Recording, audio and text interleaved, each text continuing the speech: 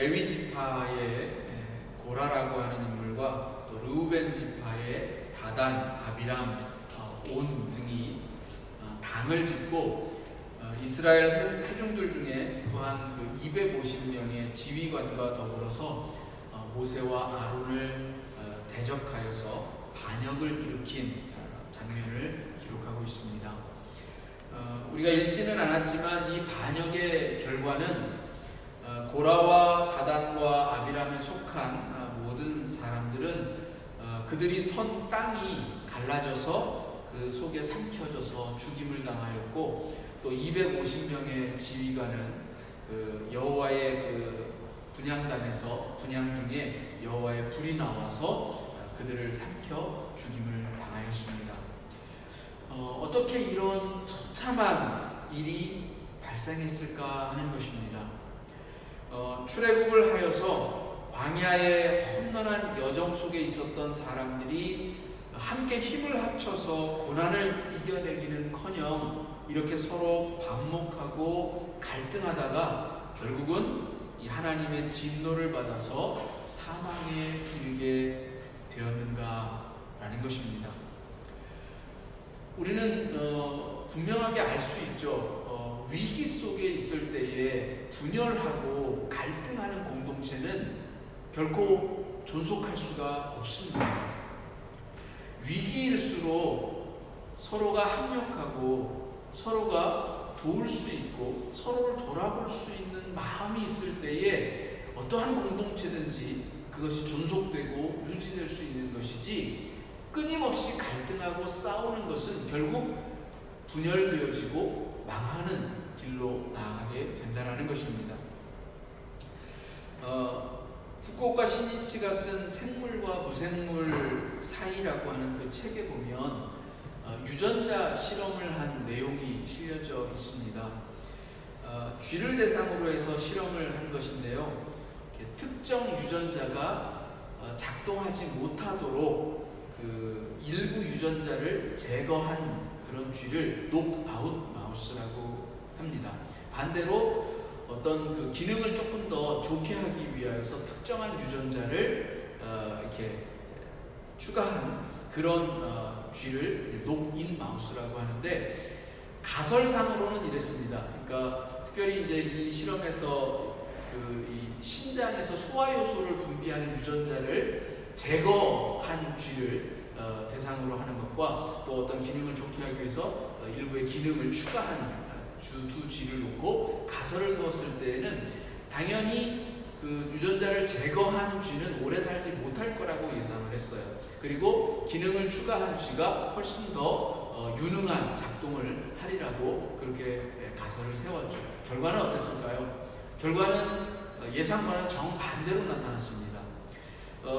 유전자 부족한 유전자를 가진 이 쥐는 그 안에서 유전자들끼리 서로 보완하고 대체제를 만들어내서 정상쥐처럼 살았다라는 겁니다. 그 수명을 다할 때까지. 그런데 오히려 그 기능을 좀 더 분화시킨 그 유전자를 첨가했던 쥐는 그 자기에게 쌍이 되는 그 유전자가 있다라고 착각을 하여서 그 유전자 분화를 하지 않음으로 말미암아서 오히려 기능에 문제가 생겨서 일찍 죽게 되었다라는 거죠.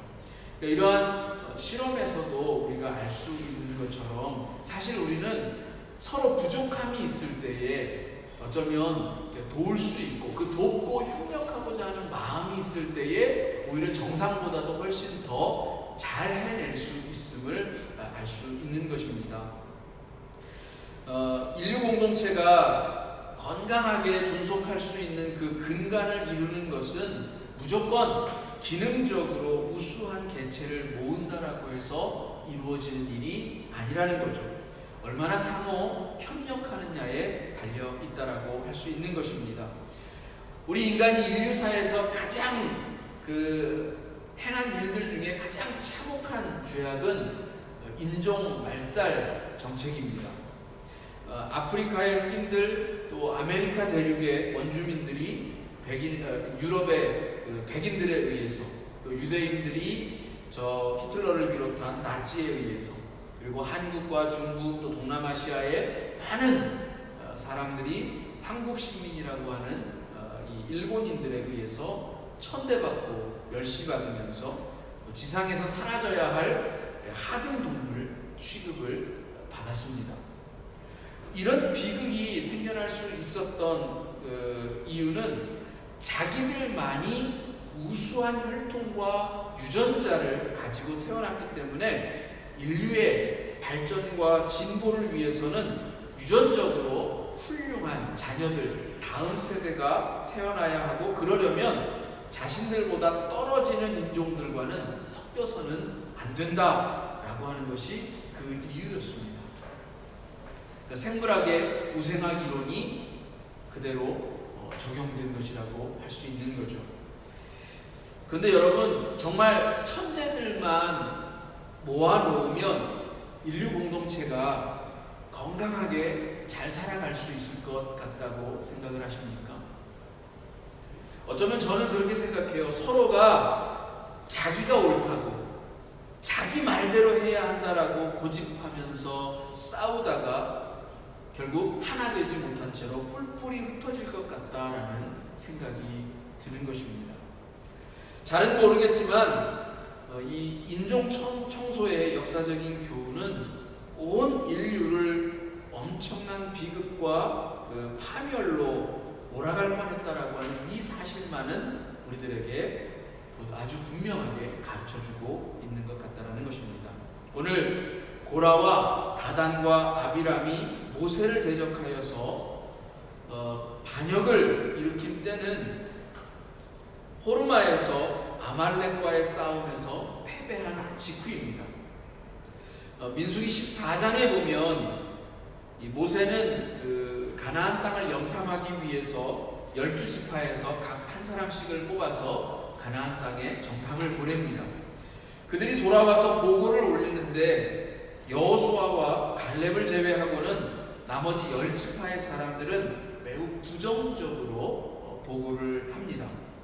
그래서 백성들이 모세를 향하여서 차지하지도 못할 땅을 위해서 애굽에서 우리를 이 먼 곳까지 끌고 왔느냐, 우리를 가나안 사람들의 손에 죽게 하려고 이렇게 우리를 데리고 왔느냐, 이럴 거면 차라리 애굽 땅에 그냥 있었을 텐데 라고 하는 그런 원망과 불평을 쏟아내었습니다. 그러자 하나님께서 이렇게 계속해서 불평과 불만, 특별히 물이 없다, 지나오는 동안에도 물이 없다, 먹을 게 없다, 고기가 없다, 끊임없이 불평과 불만을 쏟아냈던 이스라엘 백성들에게 도저히 이제는 못 참겠다라는 듯이 하나님께서 여호수아와 갈렙 외에는 출애굽의 1세대는 단 한 사람도 가나안 땅을, 약속의 땅을 밟는 자가 없을 것이다 라고 하는 진노를 내리시게 됩니다. 이 때문에 아주 놀란 이스라엘 백성들이 뒤늦게 하나님을 믿고 가나안 땅을 치러 올라가겠노라 이렇게 얘기하고는 행군을 합니다. 근데 하나님은 그것을 기쁘게 여기지 않았어요. 그래서 올라가면 너희들 패배할 거야. 그렇지만 이들은 그 하나님 말씀을 또 무시하고 결국 올라갔다가 패배한 겁니다. 그것이 바로 이 모세가 호르마에서 아말렉과의 전투에서 패하게 된 사건인 거죠. 그로 말미암아서 그들은 다시 가나안 땅을 지척에 두고 돌이켜서 광야의 길로 들어서게 되는 것입니다. 그 직후에 이 반역의 사건이 일어난 것입니다. 자신의 믿음, 자신의 부족함, 자신의 문제, 이와 같은 것들을 돌아보지 못하고 실패의 책임을 누군가에게, 타인에게 씌워서 그를 끌어내리고자 하는 이러한 모습들이 하나님 편에서 볼 때에 결코 바람직하지 못하였다라는 것입니다. 물론 모세에게도 분명 일정 부분 책임이 있습니다. 모세는 하나님의 명령을 따라서 가나안 땅에 정탐을 보내었습니다. 근데 하나님께서 이 정탐을 보내신 목적이 있었습니다. 그것은 무엇이었냐면 이스라엘 백성들로 하여금 정말 하나님께서 주시기로 약속하신 땅이 젖과 꿀이 흐르는 정말 귀하고 복되고 아름다운 그런 땅인지 직접 눈으로 보여주기 원하셨기 때문입니다. 실제로 정탐을 마치고 돌아온 여호수아는 그가 목격한 바를 이렇게 얘기합니다. 그 땅의 열매들을 직접 보여주면서 보고하기를 과연 그 땅은 젖과 꿀이 흐르는 땅이다 이렇게 얘기했던 거죠. 그런데 그 뒤에 이어서 말하기를 그 땅의 거민들은 크고 강할 뿐 아니라 성읍도 견고하고 심지어 거인의 후손인 아낙 자손들도 거주한다. 그러니까 갈렙을 제외한 다른 10지파의 정탐꾼들도 이를 거두면서 저들의 보기에 우리는 메뚜기와 같을 것이다. 그러니 저 가나안 땅을 우리는 결코 차지하지 못할 것이다 라고 하는 그런 이야기들을 합니다. 그런 보고를 듣자마자 이스라엘 백성들이 이렇게 하나님을 원망하고 모세를 원망하였던 것입니다. 그 원망 속에서 이 모세의 마음이 어쩌면 흔들렸습니다. 그래서 백성들 앞에 무릎을 꿇었습니다. 지도자의 마음이 흔들리고 나니까 백성들은 더욱 갈팡질팡 우왕좌왕 하게 된 거죠. 이미 광야를 지나오는 동안에 인생의 살고 죽음이 하나님께 달려있음을 체험하였음에도 불구하고 아직도 흔들리고 있는 이 모세와 이스라엘의 백성들의 모습은 결국 우리의 모습이기도 합니다. 때로 실수가 있죠. 때로 허물이 있습니다. 그것이 우리 각자의 모습입니다. 우리가 하나님을 믿는 신앙의 여정 속에서도 우리의 믿음이 흔들릴 때가 있어요. 누구나가 다 항상 강건하고 굳건한 믿음으로 살아가는 것은 아닙니다. 우리는 세상 속에서 하나님의 자녀로서 살아가는 동안에도 고난을 맞이하고 위기를 맞이합니다. 그러한 문제들 앞에서 시험을 당할 때가 있고 우리의 마음이 유혹에 빠질 때도 있다라는 겁니다. 그럼에도 불구하고 그러할 때에 우리는 어떻게 행해야 하는가? 여기 이 고라와 그 당은 우리들에게 보여주는 그 행동의 모습이 참 실망스럽고 우리에게 교훈을 가져다 주고 있다. 그것은 우리가 어떤 남의 어떤 허물을 탓하기에 앞서서 다른 이에게 그 책임을 돌리기에 앞서서 우리가 서로의 부족함을 돌아볼 수 있는 그런 마음들이 필요하다라는 것입니다. 저도 마찬가지이지만 우리는 살아가면서 정말 너 때문에 그래, 네가 그래서 그래 라고 하는 그런 말을 얼마나 많이 하는지 모릅니다. 서로에게 책임을 묻고 비난하는 대신에 조금만 더 우리가 서로를 보완하고 상호 협력할 수 있는 그런 마음 자세만 갖는다 하더라도 분명 우리의 공동체의 모습은 또 우리들의 삶의 자리의 모습은 달라지리라고 여겨집니다. 그런데 여기 고라와 다단과 아비람이 모세에게 이 어떤 책임을 묻기 위해서, 그러니까 지도자로서 실패한 지도자로서의 어떤 책임을 묻기 위해서 반역을 일으킨 것은 아니라는 겁니다. 그것만이 지금 이들의 반역의 이유가 아니었다라는 거예요. 뭔가 또 다른 내막이 있고 감추어져 있는 것이 있는데 그것이 바로 하나님 보시기에 악하였다라는 겁니다. 오늘 저와 여러분이 함께 살펴보고자 하는 것이 바로 그것입니다. 고라와 그 당들의 하는 말 속에 이미 그들의 아주 어둠으로 가득한 마음의 모습이 담겨져 있는데 한번 같이 보겠습니다. 여기 3절에 보면 그들이 모세와 아론을 대적하여서 이렇게 말하죠. 같이 한번 3절 읽어볼까요? 시작. 너희가 3절 시작. 그들이 모여서 모세와 아론을 거슬러 그들에게 이르되 너희가 분수에 지나도다 회중이 각각 거룩하고 여호와께서도 그들 중에 계시거늘 너희가 어찌하여 여호와의 여호와의 총회 위에 스스로 높이느냐. 이 말이 무슨 말인가 하면, 자, 우리 각 사람이 하나님 앞에서 다 거룩한 존재다. 너만 특별히 거룩한 존재이거나 어떤 특별한 존재가 아니다. 우리가 다 똑같은 하나님의 자녀이다.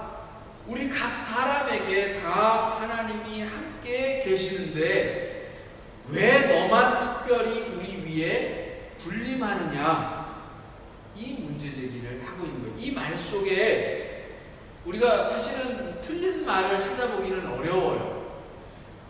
여러분 쉽게 생각해서 목사에게만 하나님이 계시는 것 아니잖아요.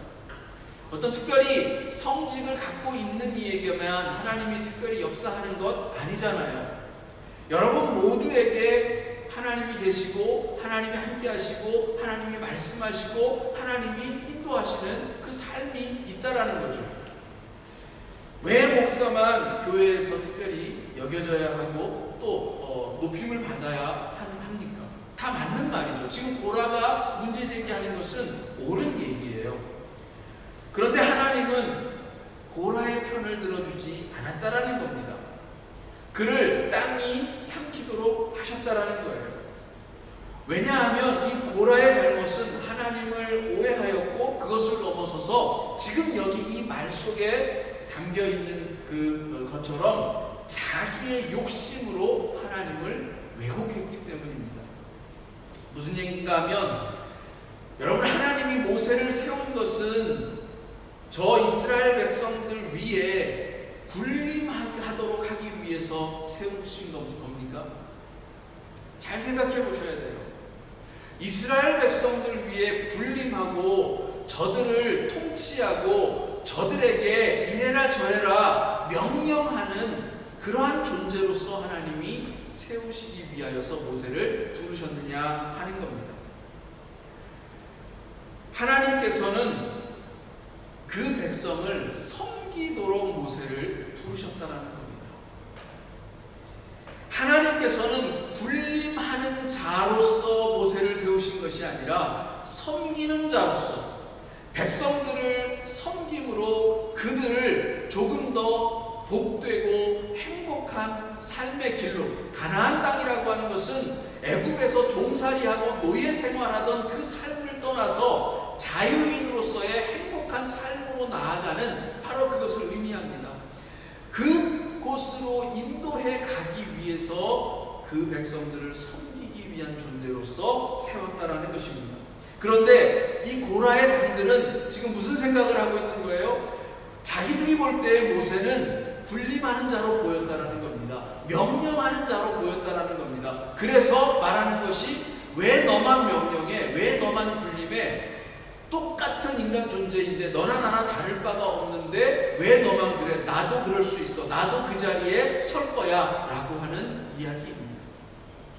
다시 말하면 나도 군림해보고 싶다, 이 얘기예요. 그러니까 섬김을 갖는, 그러니까 섬기는 자로서의 모습을 보지 못하고 오직 어떤 권리로서만 모세를 바라보았기 때문에 바로 이러한 고라의 반역이 생겨났다라는 것입니다. 바울이 교회를 몸에 비유하여서 머리 대신 그리스도와 각 지체라고 하면서 모든 지체가 다 각자의 일을 가진 소중한 존재다라고 말한 바가 있습니다.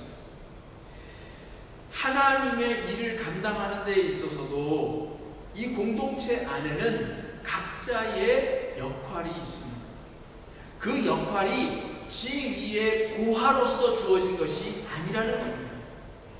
지금 여기 모세는 고라자손에게 너희들이 맡고 있는, 고라자손이 맡고 있었던 일은 성막을 관리하는 일이었어요. 그러니까 성전에서 쓰이는 기물들과 또 예배를 준비하는 그런 일들, 그리고 또 언약궤를 옮기고 또 그 하나님의 성막을 이렇게 쳤다가 또 걷었다가 하는 그런 일들을 담당하는 사람들이었어요. 그러니까 제사장의 일만이 귀한 것이 아니라 너희들이 하고 있는 일들도 귀하다라는 겁니다. 너희들이 하는 일이 그 귀함을 왜 알지 못하느냐? 라고 하는 것을 모세가 계속해서 강조해서 이야기하고 있는 거죠. 그러니까 모세와 아론의 역할을 군림하는 권력으로 오해하였다. 여러분, 근데 우리 기독교의 역사를 가만히 생각해 보면 성직을 권력으로 생각했던 때가 굉장히 오래 길게 있었습니다. 우리 유럽의 기독교 역사만 하더라도 성직 자체가 굉장히 큰 권력이 되어졌죠. 근데 그렇게 권력으로 보는 순간에 하나님의 공동체는 타락하고 말았다라는 겁니다. 여러분, 권력으로 보는 것이 아닙니다. 섬김의 리더십으로 볼 수 있어야 우리의 공동체는 바로 설 수 있고 타락하지 않을 수 있고 무너지지 않을 수 있다는 겁니다. 우리 각자의 소임, 공동체 안에서의 각자의 소임이 중요하다는 것을 알고 하나님 앞에서 한 지체로서 서 있을 수 있다면 오늘 우리는 하나님의 올바른 공동체를 세워갈 수 있으리라는 겁니다. 그래서 모세는 이들에게 다시 한번 그 각자의 삶의 소임을 중요시해서 이야기하고 있는 거죠. 마찬가지로 이 고라의 그 반역에 동참했던 루벤의 자손들, 그 루벤 지파의 그 아비람과 다단과 온과 같은 이들의 이야기는, 여러분, 왜 루벤은 가만히 생각해 보세요. 루벤은 그 야곱의 12아들들 중에 맏아들입니다. 근데 원래 그 유산이라고 하는 것은, 아버지의 유산은 누구에게 물려줘요? 고대 사회에서 당연히 맏아들에게 그 유산을 물려주죠. 그런데 이 루벤 지파는 그런 맏아들임에도 불구하고 그 자신의 그 신앙적인 유산이 누구에게로 흘러갑니까? 11번째 아들이었던 요셉에게로 흘러가죠. 그러니까 루벤의 맏아들의 입장에서 볼 때에는 너무나도 억울하게 여겨졌다라는 거예요. 그러니까 내가 하나님의 이스라엘 지파의 맏아들이고 수장적인 역할을 해야 되는데, 지도자의 역할을 해야 되는데 왜 맏아들이 아닌 다른 지파의 사람들이 우리 위에 있어? 이렇게 얘기하는 그런 마음이 이 속에 담겨져 있기 때문에 반역했다라는 거예요. 그래서 13절에 그 마음이 드러나는데 이것도 한번 같이 읽어볼게요. 13절 시작. 내가 우리를 적과 우리 흐르는 땅에서 이끌어내어 광야에서 죽이려 함이 어찌 작은 일이기에 오히려 스스로 우리 위에 왕이 되려 하느냐. 이들의 눈에 보기에 모세의 모습은 백성들 위에 군림하는 왕처럼 보였다라는 거예요. 고라 자손이 모세의 권력을 종교적 권력으로 봤다면, 여기 이 루벤 지파의 자손들은 모세의 모습을 정치적인 권력을 누리고 있는 하나의 왕처럼 본 거예요. 그러니까 왜 너만 왕이냐? 너는 왜 명령하고 우리는 그 명령을 따르고 순종하는 자이여 하느냐? 이렇게 지금 외치고 있는 겁니다. 그러나 모세가 그 하나님의 지도자가 된 것은, 여러분, 다시 한번 잊지 말아야 되는 것이 바로 섬김의 도를 다하려고 했던 것. 예수님도 우리에게 분명하게 말씀하셨죠. 누구든지 으뜸이 되고자 하는 자는 섬겨야 한다.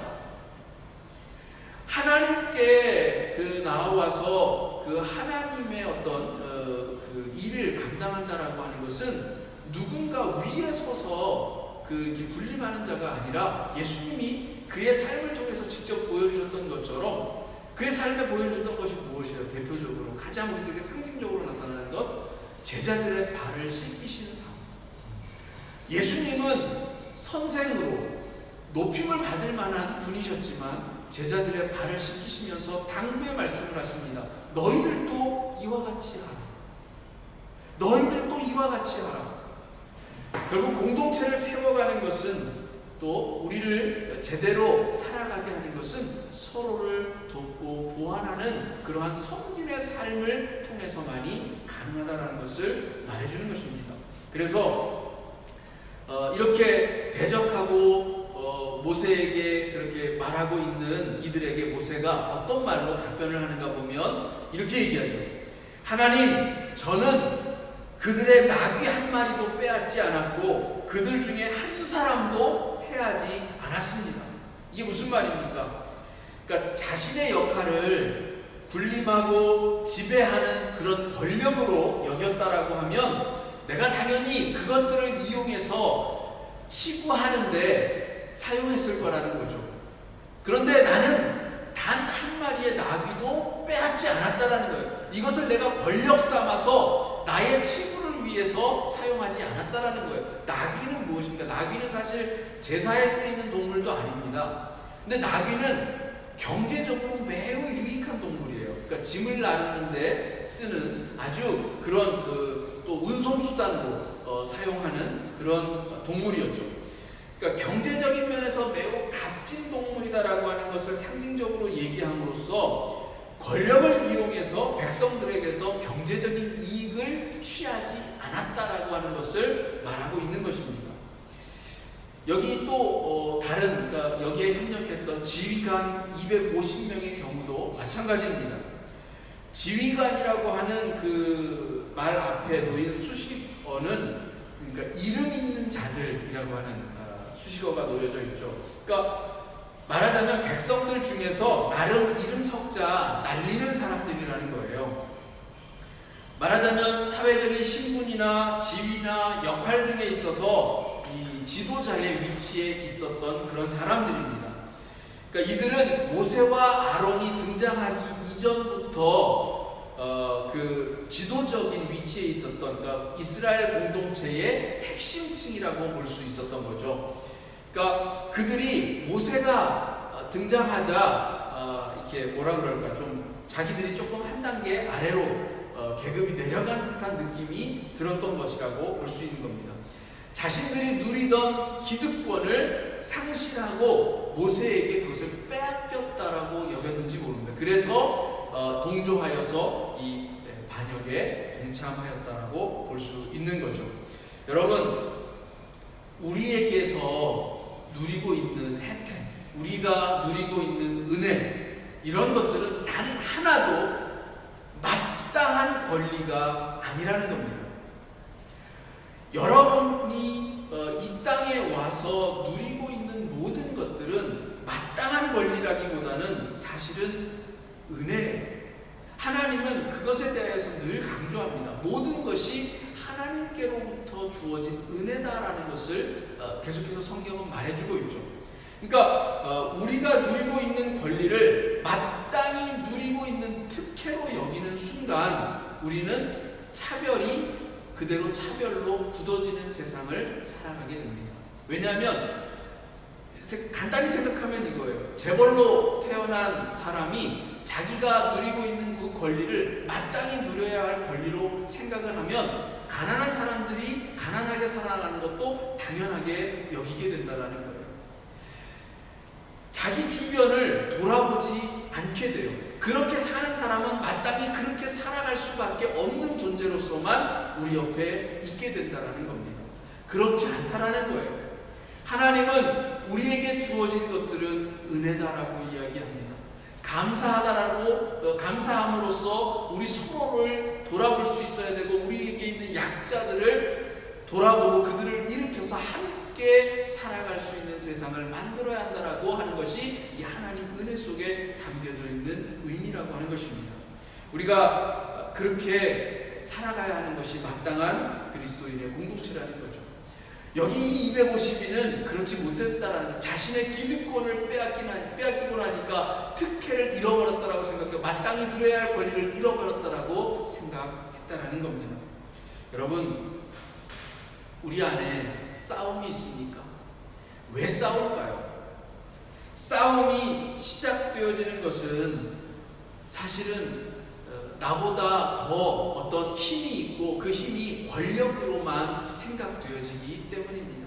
그러나 이렇게 권력으로 바라보는 대신에 우리가 어떤 역할로서 우리의 사람들을 볼 수 있으면 이 세상은 조금 더 평화로워질 수 있으리라고 여겨집니다. 물론 그 역할도 굳어진 역할이 아닙니다.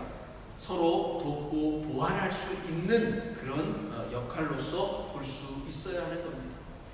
부부들이 신혼 초에 많이 싸운다라고 해요. 근데 싸우는 이유가 뭐 기싸움을 해서 그 신혼 초에 그 이겨야 그 싸움에서 이겨야 평생이 편하다. 근데 왜 그렇게 그 이야기하는지 도무지 이해를 사실 못하겠어요. 그러니까 우리는 어떤 그 지배하기 위해서, 그러니까 남편이 아내를 지배하기 위해서 또 아내가 남편을 지배하기 위해서 부부 생활을 하는 건 아니잖아요. 그러니까 서로가 그렇게 역할로서 좀 볼 수 있는 그런 마음이 열린다면 부부의 생활에도 분명 평화가 있을 거라는 거죠. 사실은 그래서 우리가 하는 말씀, 일상의 말들 속에서도 명령형이죠. 이거 좀 해, 저것 좀 해 라고 하는 그런 명령형의 말투를 제안형이나 청유형으로 이거 좀 해줄래? 저것 좀 해줄래? 이거 좀 같이 할까? 이렇게 그 말투만 바꾸어도 사실은 우리 삶의 자리에 평화가 이루어질 수 있다는 겁니다. 여러분, 한 주간 또 살아가시면서 우리 안에 있었던 다툼의 원인들, 또 싸움의 원인들, 그런 것들이 무엇 때문인지, 혹 그것이 내가 갖지 못한 무언가를 누리고 있는 사람들에 대한 질투, 또 어떤 권력구도 안에서 바라보는 우리의 시각 때문은 아닌지를 돌아보면서 함께 부족한 부분들을 감싸 안으면서 살아갈 수 있는 그런 우리의 삶의 모습이 있기를 간구하고 또 원하는 마음으로 하나님께 나아가시기를 주님의 이름으로 축원합니다. 기도하시겠습니다.